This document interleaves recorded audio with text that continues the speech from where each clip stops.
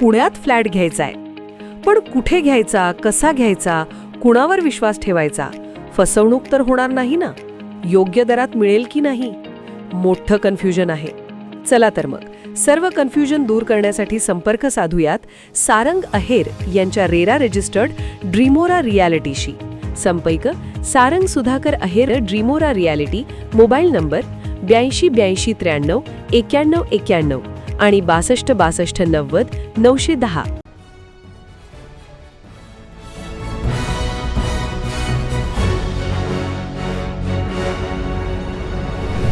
आपण पाहत आहात BCCN न्यूज.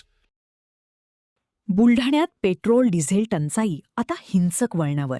वाद, मारहाण आणि आता डिझेलसाठी तलवारीचा धाक.